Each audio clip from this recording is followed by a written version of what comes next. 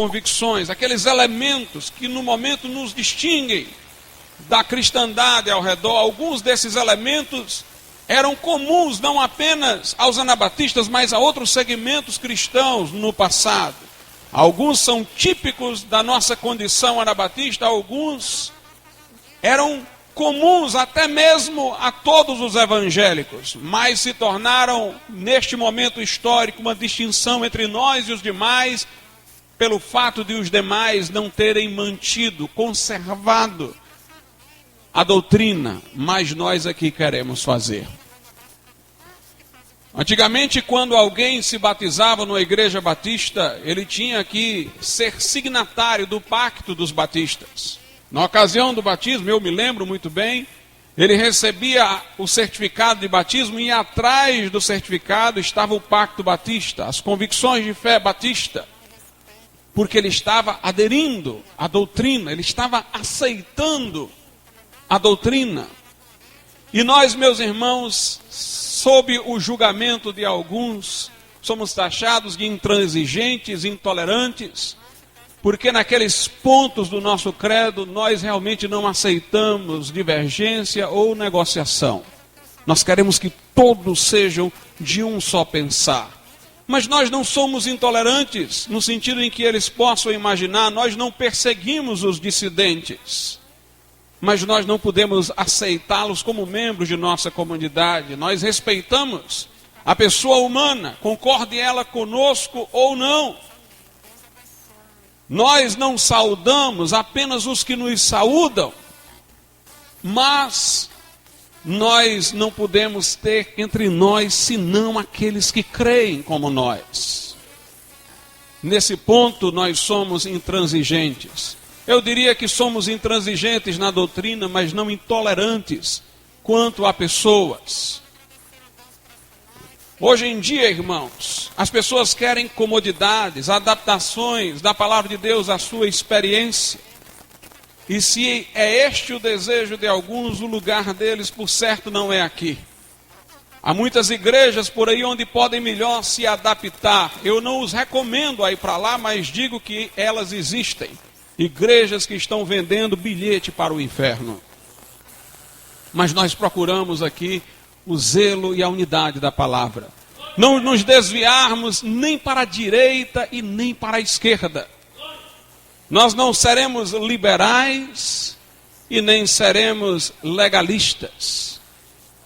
Nós entendemos, irmãos, que a mesma Bíblia que diz que nossa justiça deve exceder a de escribas e fariseus, diz que nós não devemos querer ser demasiadamente justos ou demasiadamente sábios. Nós não queremos ser mais sábios do que Deus, mais justos do que Deus existe, e nem queremos que nossa justiça esteja aquém daquela requerida por Deus. Nós queremos o padrão divino, nem para a direita e nem para a esquerda. Nem para a direita e nem para a esquerda. Aqueles que querem ser demasiadamente corajosos expõem-se ao perigo, inadequadamente terminam tentando a Deus. Aqueles que querem se proteger demais se tornam covardes. A virtude está no meio. Nós queremos o prumo da palavra de Deus, da autoridade das Escrituras Sagradas.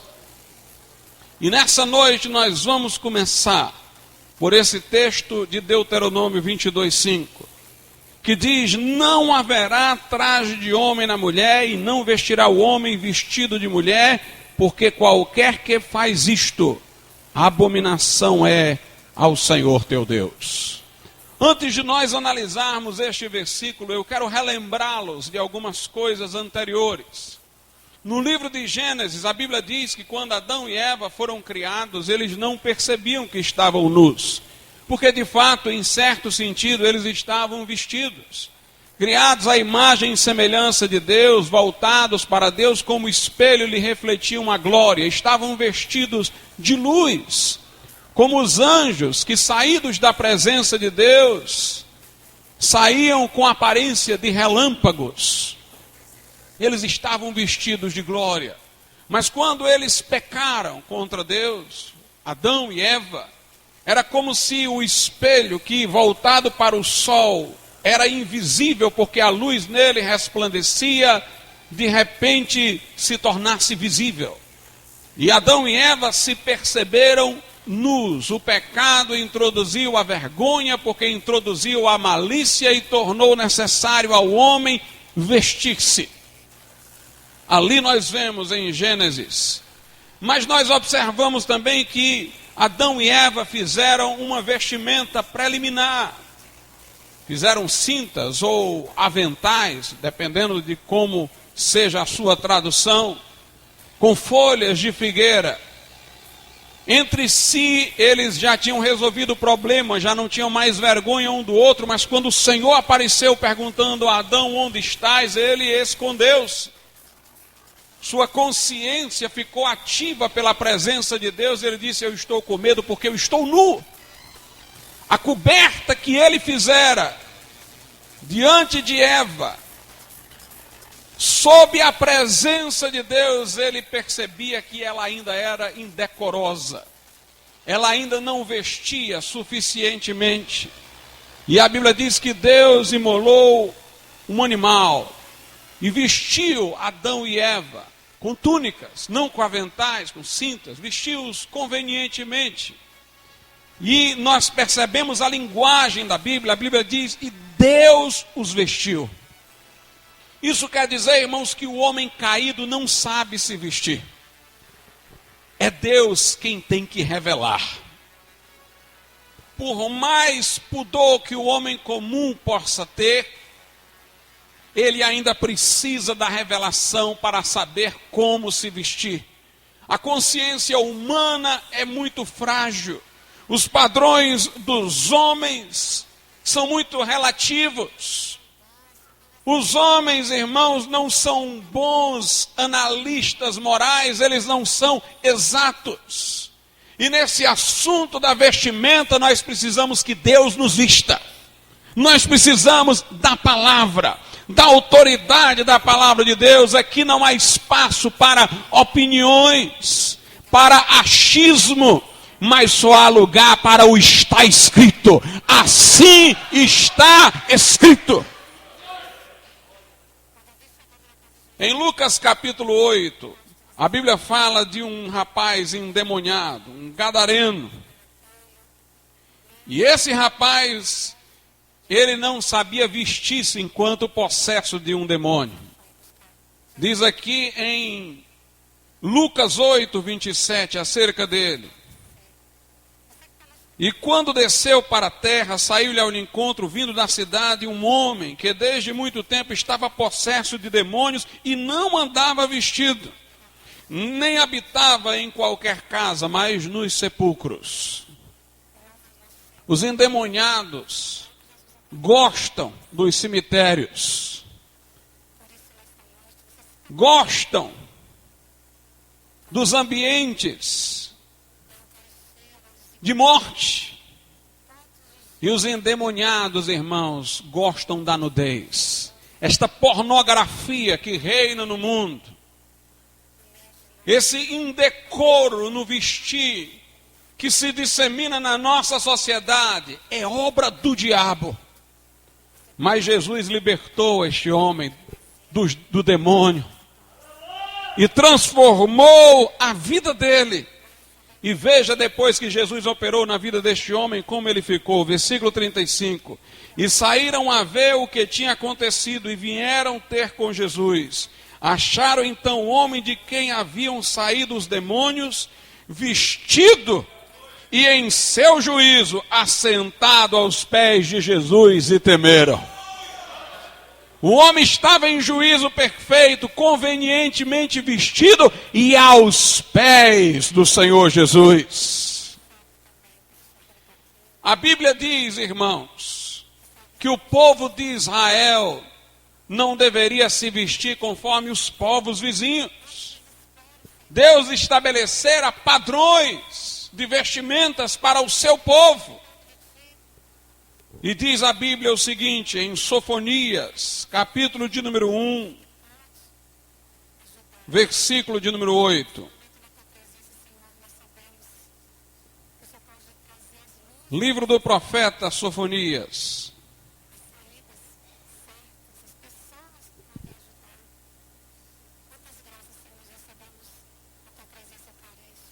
Capítulo de número 1, versículo 8. Acontecerá que no dia do sacrifício do Senhor castigarei os príncipes e os filhos do rei e todos os que se vestem de trajes estrangeiros. Eu vi uma tradução mais exata quando a esse texto e ela diz assim: e se vestem conforme a moda estrangeira. Não era porque o traje era de outro lugar, é porque o modo de trajar-se era de outro lugar. Não era do povo de Deus. O povo de Deus se diferenciava na maneira de vestir. Na primeira carta de Paulo a Timóteo, capítulo de número 2, versículos 9 e 10, a Bíblia diz assim: que do mesmo modo as mulheres se ataviem em traje honesto, com pudor e modéstia, não com tranças, ou com ouro, ou pérolas, ou vestidos preciosos, mas como convém a mulheres que fazem profissão de servir a Deus, com boas obras. Alguém diz: pastor, o que é que significa esse versículo? Que a mulher não pode exagerar, que ela pode usar trança se for assim. O versículo quer dizer exatamente o que ele diz, irmãos. Nós não temos o que explicar, nós não precisamos de cinismo. O versículo diz o que ele diz. O que você está lendo, o que você está vendo, pura e simplesmente.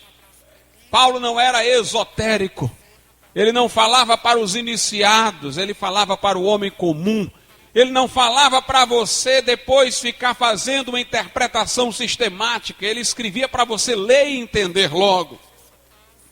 Na primeira epístola de Pedro, capítulo de número 3, a partir do versículo de número 3, a Bíblia diz assim: o enfeite das mulheres não seja o exterior, no frisado dos cabelos, no uso de joias de ouro, na compostura dos vestidos, mas o homem coberto no coração, no incorruptível traje de um espírito manso e quieto, que é precioso diante de Deus. A Bíblia é claríssima quanto ao que ela está dizendo aqui.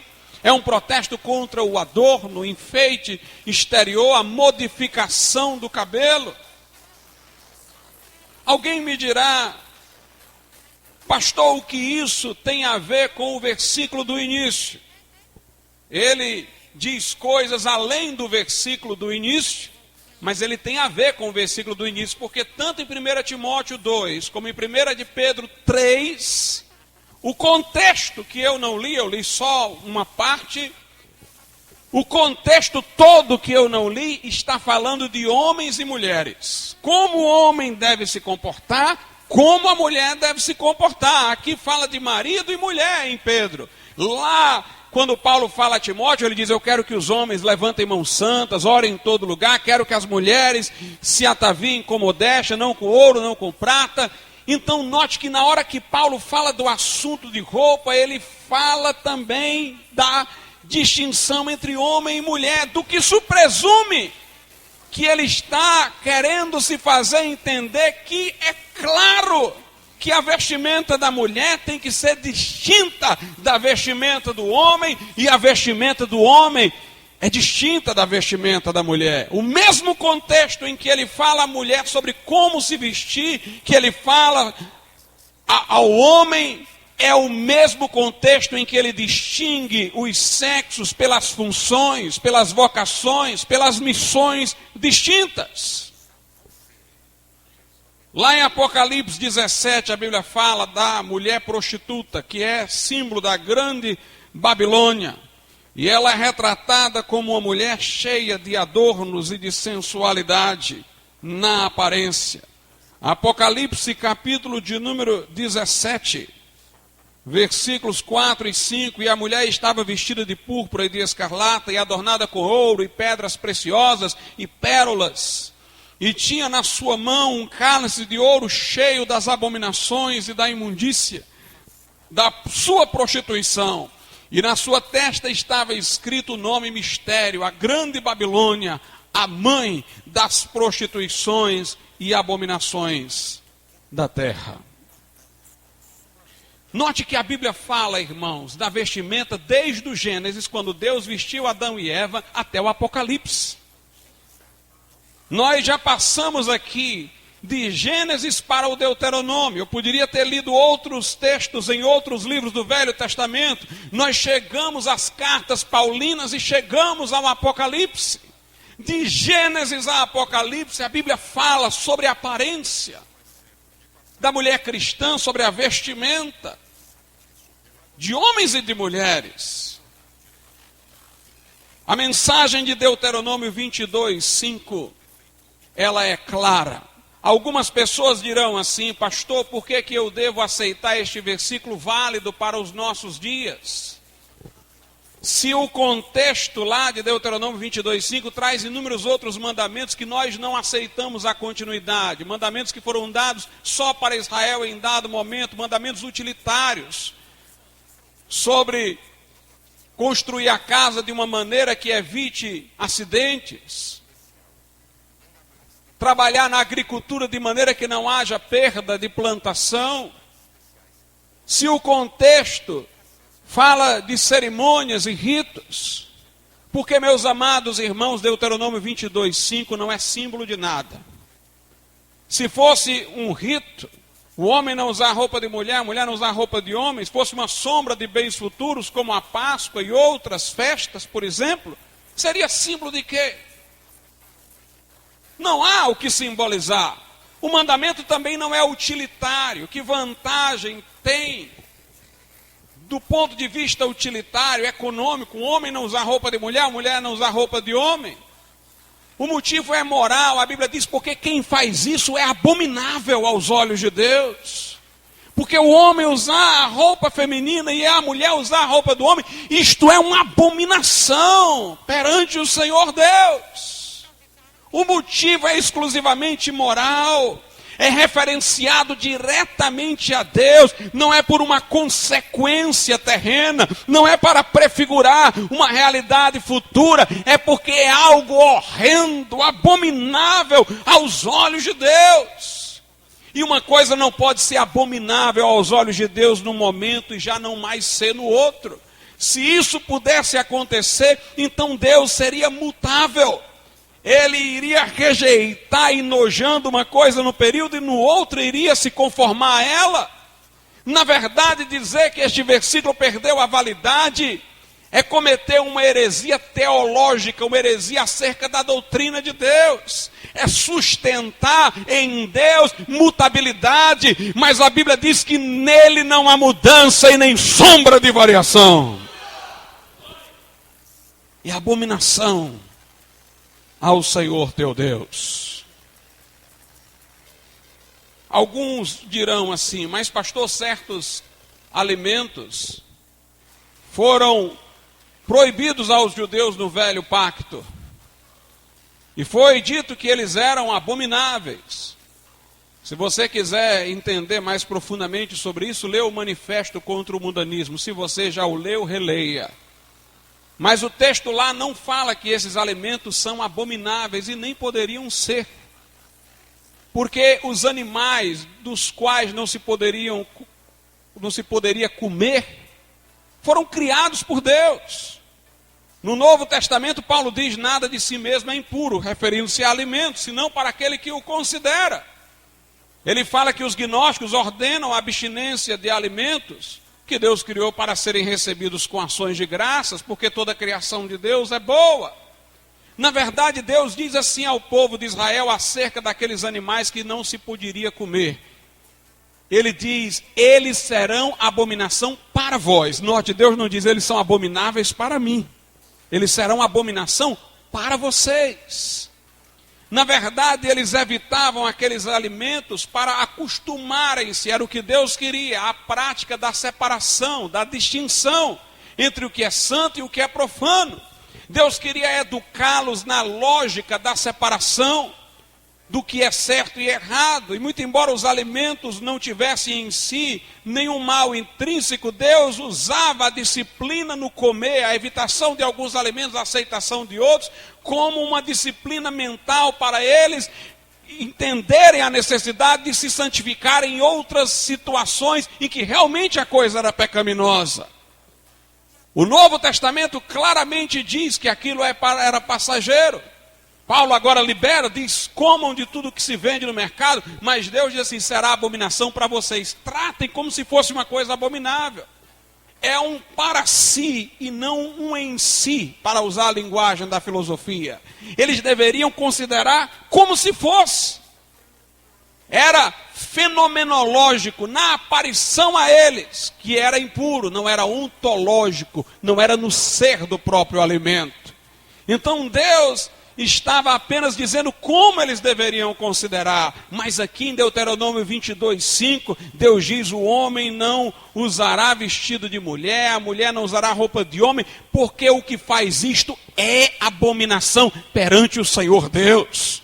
Deus não diz será abominação para vocês, Deus diz é abominação para mim, é abominação aos meus olhos.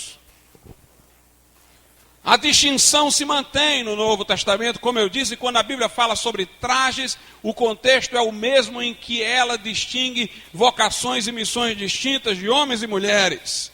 Nós vemos a preocupação com a distinção no Novo Testamento, lá na primeira carta aos Coríntios, capítulo de número 11, onde a Bíblia Sagrada diz o seguinte. Primeira carta aos Coríntios, capítulo 11, a partir do versículo 14. Ou não vos ensina a mesma natureza, que é desonra para o homem ter cabelo crescido, mas ter a mulher cabelo crescido lhe é honroso, porque o cabelo lhe foi dado em lugar de véu. Mas se alguém quiser ser contencioso, nós não temos tal costume e nem as igrejas de Deus. Aqui a Bíblia diz que é uma desonra ao homem ter cabelo feminino, alongado. Os demônios mencionados no Apocalipse são descritos figurativamente com o rosto de homem e cabelos de mulheres. E as mulheres devem ver seus cabelos crescidos como uma glória, e quem ensina isso é a natureza humana. E, portanto, é uma realidade universal, a necessidade de uma distinção na fisionomia. Inclusive, nessa carta aos Coríntios, Paulo ainda fala de outra distinção local, cultural local, que era o véu das mulheres, usado como um símbolo de submissão da mulher casada ao seu marido. Isso não tem aplicação universal, porque Paulo diz, julgai entre vós mesmos, se é lícito a mulher andar sem véu. Quando ele diz entre vós mesmos, ele mostra que era uma realidade local. Em outras passagens, em outros lugares, o véu era um adorno feminino de vaidade. A Bíblia manda que a mulher tire o véu. Mas nesse lugar, ela era um símbolo de submissão ao homem e da mulher casada. E Paulo diz que eles não deveriam aceitar que as mulheres tirassem o véu, porque era um sinal de distinção naquela cultura. Então a Bíblia está preocupada, sim, a todo instante, com essa distinção. Um comentarista famoso da Bíblia, Butler, ele disse o seguinte: tudo que tende a violar a distinção entre os sexos se dirige à libertinagem. Se dirige à libertinagem. E eu quero dizer uma coisa para as irmãs.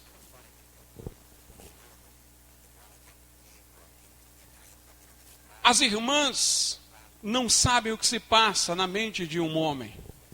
Isso vale não só para a calça comprida, que além de ser uma roupa masculina, modela o corpo feminino, mas também para qualquer roupa sensual. A mulher desconhece o que pode despertar o homem. Então a mulher cristã sábia não é arrogante e diz, eu me visto como quero e pronto. Ela deve ouvir o que homens piedosos acham da maneira como ela se veste. Lloyd Hatzler, que foi um crente, um pregador de origem anabatista, ele disse o seguinte: os impulsos sexuais da mulher são diferentes dos homens. Por isso uma mulher não pode entender completamente a tentação de um homem ao cobiçar com os olhos. Por esta razão, a mulher cristã necessita ouvir e aprender com o que um homem piedoso diz acerca de seu poder sobre seu corpo. Portanto, irmãos, a Bíblia ensina claramente o zelo no proceder. Veja o que Lloyd Hatzler, que eu acabei de citar, ainda diz sobre a questão da distinção entre a roupa do homem e a roupa da mulher. Ele diz: por isso não é uma surpresa que a prática moderna abominável do homem e da mulher, aparecendo quase iguais, vá junto com a liberação da mulher. A ideia de viver em comum, o aumento da homossexualidade e uma atitude deteriorada acaba a santidade do matrimônio. A verdade é que uma coisa reforça a outra. Richard Weaver, que escreveu o livro As Ideias Têm Consequências, no capítulo Piedade e Justiça, ele fala como a sociedade americana se corrompeu por perder a distinção do vestuário entre homem e mulher. Henry James, famoso escritor, lamentou a sociedade americana, o seu estado, dizendo: nós vivemos numa sociedade de homens de cabelos longos e mulheres de cabelo curto. Foi o feminismo, irmãos, que lutou para que as mulheres se vestissem como os homens, alegando que as mulheres eram discriminadas. Elas, as feministas, não perceberam que, na verdade, lutar por igualdade com o homem, se fazendo homem, agindo como homem, era desqualificar a mulher. A mulher deveria lutar pelo reconhecimento da sua dignidade enquanto mulher e não se masculinizar para obter reconhecimento. Richard Weaver diz exatamente isso. Nós acabamos com o cavalheiro e depois acabamos com a dama. Essa é a corrupção da sociedade odierna, irmãos. As mulheres não se elevaram, se rebaixaram, tiveram que fumar para provar que eram iguais aos homens, tiveram que se prostituir, em vez de exigir dos homens a castidade sexual, a continência. Se vestiram de calça comprida, cortaram seus cabelos, e o mesmo movimento feminista que lutou por isso, foi o que lutou pelo aborto e pela homossexualidade feminina, como uma forma de a mulher não ficar mais dependente do homem. E igrejas que no início protestaram contra tudo isso, terminaram acolhendo algumas dessas ideias, particularmente no vestuário. As pessoas pensam, irmãos, que não há nenhum problema no vestir. Mas nenhuma cultura é neutra.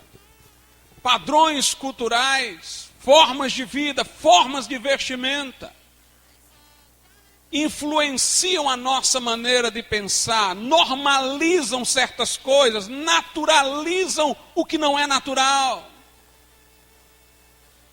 Nós vemos hoje que os homossexuais querem dominar a moda, porque eles sabem o poder que a vestimenta tem. Quando homens passam a usar brincos, camisas apertadinhas, começam a ficar preocupados com o seu cabelo, assumem uma aparência feminilizada. Mulheres usam calça comprida, cabelos curtos. Numa sociedade assim, irmãos, é muito fácil aceitar a normalidade do homossexualismo. Ela, como dizem alguns aí, abre a mente para o mal, para naturalizar o que não é normal.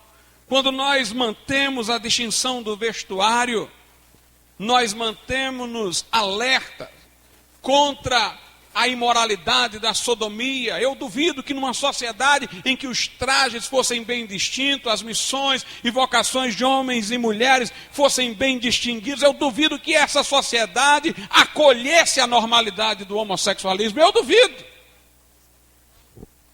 Mas quando a coisa vem de baixo, quando as estruturas sociais já estão adulteradas, irmãos, aceitar esta prática infame é muito fácil de acontecer. Muito fácil. Quero vos dizer mais algumas coisas. Pais, sejam zelosos com os vossos filhos, para educá-los de maneira que se vistam corretamente desde a infância. Desde a infância. Há pais que não são vaidosos para consigo, são crentes, eles não são vaidosos, mas são vaidosos na hora de vestir os filhos. Mães que são crentes, simples, mas na hora que vão vestir o filho, a filha, aí a vaidade sai para o filho, para a filha. Não vista, nem que seja criancinha, o seu filho, a sua filha, o menino com roupa de menina, a menina com roupa de menino, não vista. Porque quando ela olhar para as fotos de criança, ela vai se perguntar, se era errado, por que eu estava vestida assim? Ela vai se lembrar da roupinha que teve e vai dizer, por que eu tive aquela roupa?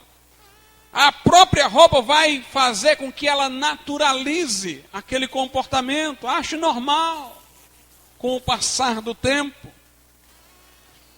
Lloyd Hatzler, que eu tenho citado aqui várias vezes, ele disse o seguinte: a vestimenta de nossos filhos devem incluir o cobrimento de seus corpos e a distinção inequívoca entre os sexos. Se vestimos nossos filhos nas modas do mundo, em uma ou duas gerações, a igreja será entregue ao mundo. Portanto, sejamos zelosos. Deuteronômio 22:5, na tradução revisada, de acordo com os melhores textos em grego e hebraico, vai dizer que o homem que não haverá roupa ou traje de homem na mulher, e não vestirá o homem vestido de mulher. Essa tradução é a mais correta. O homem não usará vestido de mulher. A tradução atualizada fala que a mulher não usa roupa de homem e o homem não veste roupa peculiar à mulher. Note, a Bíblia faz uma diferença. Quando ela fala da roupa do homem, fala de modo genérico, roupa de homem. Mas quando fala da roupa de mulher, ela diz qual é a roupa de mulher. A revisada diz, é um vestido. A atualizada fala numa roupa peculiar, ela tem uma roupa que é peculiar dela, feminina. A tradução do Novo Mundo, dos Testemunhos de Jeová, fala em capa de mulher. Quando fala do homem, fala genérico. A mulher não usará roupa de homem, o homem não usará capa de mulher. A TEB, que é a tradução ecumênica brasileira, feita por católicos e protestantes, ela fala manto de mulher. A mulher não usará roupa de homem, o homem não usará manto de mulher. Isso mostra, sabe o que, irmãos? Que a roupa do homem muda culturalmente, mas a roupa da mulher não muda. Se alguém disser assim, pastor, na nossa sociedade tem calça de homem e calça de mulher. Isso não faz sentido porque a calça da mulher é igual à do homem. A única diferença é que ela é adaptada ao corpo feminino, que tem a cintura mais fina e os quadris mais alargados. Mas é a mesma roupa, adaptada ao corpo. Mas se a pessoa ficar insistindo nesse negócio, ela tem calça de homem e calça de mulher, explique o versículo para ela direitinho. O versículo aqui está dizendo que a roupa da mulher é uma só. Manto, capa, vestido, roupa peculiar, que não é a calça comprida. É a roupa que se estende pelo corpo, aberta. Não é uma calça. A roupa do homem muda. Já apareceu com a roupa masculina, com a roupa feminina. Nós vamos já falar sobre como os homens daquele tempo usavam suas roupas. Hoje é calça comprida, a roupa do homem muda, mas a mulher tem uma vestimenta peculiar, segundo a Bíblia. E essa roupa não muda, irmãos. Não muda. Então não existe calça comprida de mulher. Porque a mulher tem uma roupa peculiar e esta roupa não é a calça comprida. E a Bíblia diz que quem pratica isso, ou seja, o homem que usa vestido de mulher, e logo a mulher tem, portanto, uma roupa própria, a mulher que não usa roupa própria é abominação a Deus. Isso é invariável, porque é abominável a Deus. Deus está falando de roupa específica no que respeita a mulher e dizendo que é uma abominação se ela não vestir essa roupa ou se o homem vestir essa roupa. Alguém diz, mas pastor, o homem naquele tempo não usava uma roupa que se estendia pelo corpo? É verdade. Mas descaracterizava como este manto, capa, veste peculiar a mulher, vestido, porque o homem tinha um cinto. O cinto é uma roupa masculina. Há roupas femininas que já trazem um laço, ligados a ela própria, um complemento. Não estou me referindo a isso daí. Isso aí é como uma gola da camisa, o botão, é um acessório, faz parte da roupa. Mas o cinto que você traz a roupa, aquele cinto, particularmente o de couro, que é bem visível, você coloca na roupa. Este aí, irmãos, na hora que a mulher colocar, ela descaracteriza essa roupa peculiar, manto, capa, vestido. Ela está usando uma roupa que não é mais a sua. O cinto é uma roupa masculina. Naqueles tempos da Bíblia, o homem tinha um cinto. Jesus disse aos seus apóstolos, não vos provereis de ouro nem de prata em vossos cintos. A túnica do homem não confundia-se com o vestido de mulher, porque havia o cinto. Veja aí o que a Escritura diz no livro de Jó.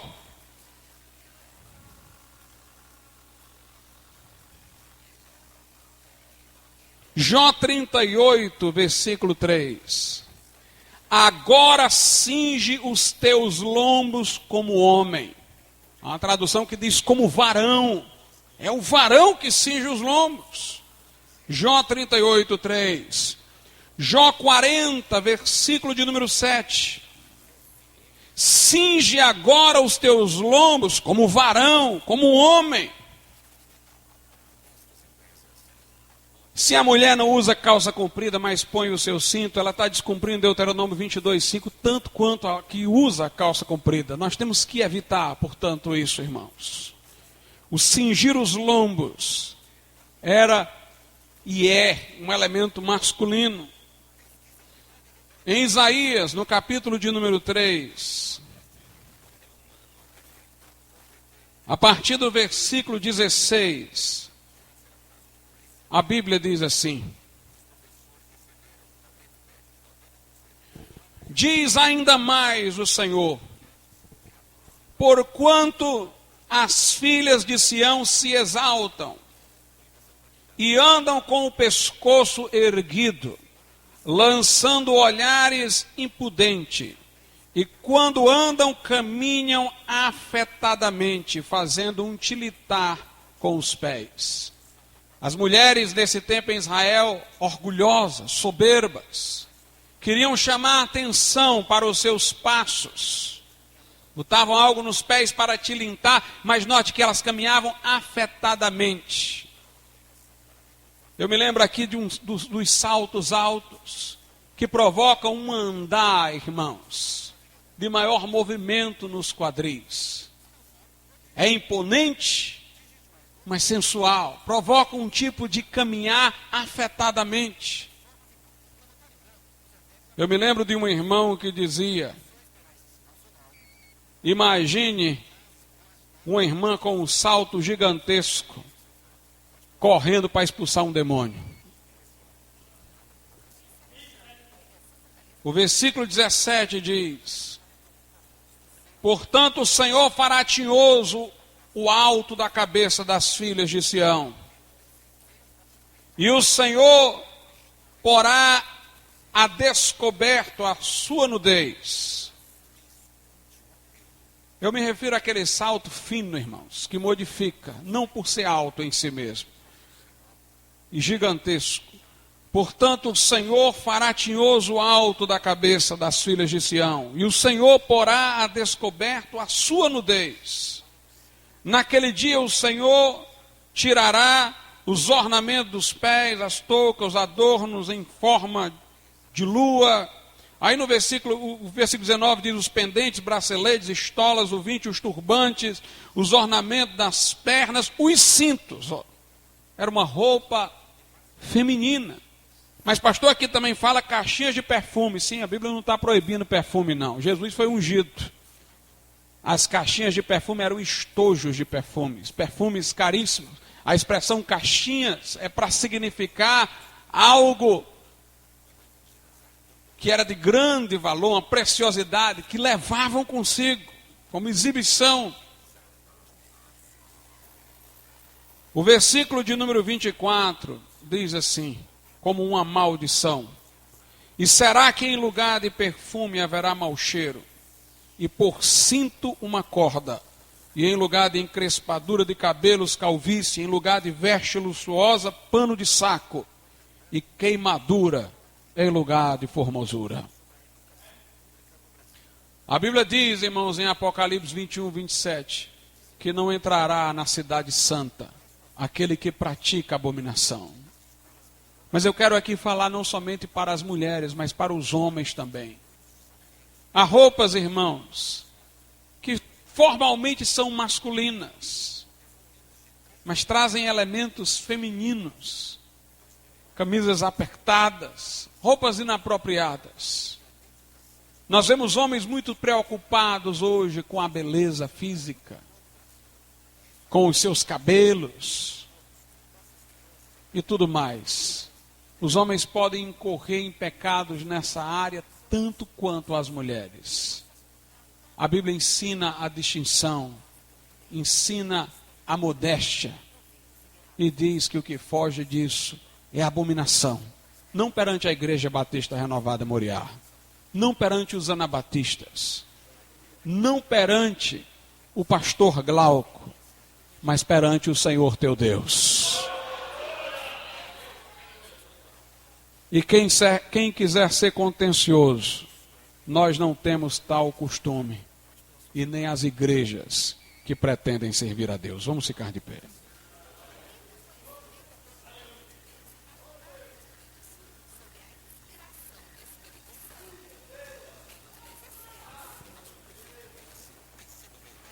Senhor nosso Deus e Santo Pai, te louvamos e te agradecemos pelo teu cuidado e amor. Que o Senhor aplique essa palavra às nossas vidas. Que haja zelo e santidade ao Senhor, Pai.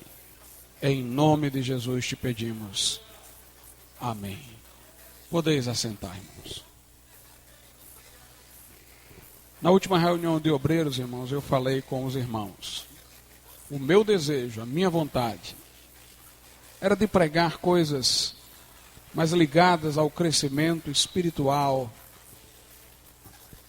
à intimidade do crente com Deus. Mas às vezes, conversando com os irmãos, nós percebemos que coisas já aprendidas são esquecidas. Nós sentimos aquilo que o autor da carta aos Hebreus disse. O nosso desejo era sair dos rudimentos, dos princípios elementares e prosseguir para a perfeição. Mas às vezes percebemos que alguns, já tendo tempo para serem mestres, precisam aprender novamente. E por isso nós estamos voltando a pontos que precisam ser reforçados. Eu quero fazer um convite à igreja. Eu entendo em parte os irmãos. Nós vivemos num mundo que nos metralha todo dia com o que é contrário à palavra. Se o crente não tiver aos pés do Senhor, irmãos, as coisas que nos cercam influenciam no subconsciente a nossa maneira de pensar. Há pouco tempo eu conversei com minha irmã, que está fazendo novamente faculdade, e eu me surpreendi, ela com ideias assim, de inclinação marxista e tudo. Eu disse: olha, isso aí que você está dizendo é o que o pessoal lá na faculdade e tal, que é afiliado a essa corrente, diz. Ela diz, não, mas eles nunca nem me disseram isso, eu nunca nem conversei com eles. Mas é o ambiente. A pessoa passa a pensar daquela maneira, os mesmos argumentos, irmão. Se você não tiver aos pés do Senhor, entra no seu inconsciente. Daqui a pouco você está raciocinando como uma pessoa mundana. Você está pensando como ela. Uma das coisas que eu mais zelo na minha vida é que nada me influencie. Eu estou lá na universidade, na faculdade. Hoje eu dei aula no mestrado e no doutorado em Direito. Sabe o que é que eu estudei lá com eles, irmãos? Entre outras coisas, que o homem não deve usar roupa de mulher, nem a mulher de homem. Isso aqui que eu estou pregando aqui. Estava estudando sobre o livro As Ideias Têm Consequências, que o autor fala da corrupção moral no mundo. E cito isso aí. Não é o contexto de versículo da Bíblia, é o contexto de exame moral, mas nós falamos disso daí. Falei na sala de aula. E nós temos, irmãos, que ser firmes, sem se intimidar. O ambiente que nós estamos não deve comandar as nossas vidas. Quando a gente começa a achar que uma coisa que a Bíblia aqui diz que é pecado, não é pecado, isso aqui não tem nada demais e tal. É um mundo que está entrando em você. Você não percebeu, mas está entrando. Jesus disse, quem tomou banho não precisa tomar banho de novo. É crente, não é regenerado de novo, não. É só uma vez. Mas tem que lavar os pés todo dia, porque está pisando aqui. Está pisando nesse mundo, tem que lavar os pés todo dia. Senão Jesus diz, não tem parte comigo, não vai receber de mim. Esse ambiente está poluído, este mundo está cheio de ideias contrárias. A música, as roupas, são para que os conceitos mundanos entrem, irmãos. Eu vi pessoas crentes entrando na faculdade de Direito e agora já estão começando a dizer assim lá, pastor Glauco, eu sou contra assim, na igreja casar homossexuais, mas a lei, eles precisam também de proteção e tal. É a mentalidade do direito contemporâneo mais forte do que a palavra, irmãos. Mais forte do que a palavra. Entra. Por isso seja vigilante, porque você está pisando em território contaminado. Seja firme. Cultive a palavra. Se uma coisa que a Bíblia diz que é pecado está lhe parecendo normal, chegue para Jesus, Jesus, me fala comigo, me dá um sentimento de horror, de nojo para com aquilo que é abominável aos teus olhos. Irmãos, o tempo passa, eu vejo o pecado toda hora na minha frente e vejo também Deus operando toda hora na minha frente. Sabe qual é o meu segredo? É que o tempo passa, eu vejo o pecado todo dia e nunca deixo de me indignar com ele, como se ele fosse a primeira vez que eu estivesse vendo. E toda vida que eu vejo a operação do Senhor, já vi inúmeras vezes, eu dou glória a Deus como se fosse a primeira vez que eu estivesse vendo. Não se acostume com o pecado. Não se acostume com o mundo. E nem rotinize a operação de Deus. Seja um novo convertido todo dia, no bom sentido, não no sentido de voltar, no sentido da alegria. Eu falo de Jesus, irmãos, eu me alegro, que eu vou dizer uma coisa, se eu não me segurasse, dava vontade de pular isso aqui e sair correndo. Porque Jesus é maravilhoso. E quanto mais maravilhoso é Jesus para mim, mais esse mundo não tem nada a ver comigo. Seja assim, seja firme com o Senhor. Então nós estamos voltando para reforçar as trincheiras, irmãos. Vamos reforçar as trincheiras. Eu quero lhe fazer um desafio, um convite. Eu falei com o irmão Jean, quem for para missões deve fazer isso. Quero falar aqui para os irmãos do Clube Santo, que quem for participar, os irmãos exijam isso daí. E você que não vai participar nem de uma coisa nem de outra, se exija de você. Releia o manifesto contra o mundanismo. Pastor, eu já li, lê de novo. Ele vai ser diferente, vai ser uma nova leitura, ele vai aparecer novo para você. Leia até as conferências na Batista, que eu tenho certeza que o seu glória a Deus nas conferências na Batista vai ser mais alto. É em novembro, leia daqui para lá, leia de novo. Ah, meu rali, eu já sei. Sabe não, quando você lê lá, você vai descobrir que tem coisa que você esqueceu. Você vai descobrir que tem coisas que você diz, como é que pode? Eu li, nem me lembro disso aqui, não percebi isso aqui. Leia de novo. Vamos enraizar, irmãos, a boa doutrina nos nossos corações. Amém? Tem gente aí que assiste um filme 10 vezes e não quer ler, um livro mais de uma vez. Né? Eu tenho não sei quantos livros que eu já li inúmeras vezes, irmãos, inúmeras vezes. Li várias vezes. Cada vez é uma forma diferente. E a Bíblia, então, a gente lê, relê. E cada vez ela fica mais maravilhosa, mais contundente. Amém. Os irmãos que têm avisos com a oportunidade.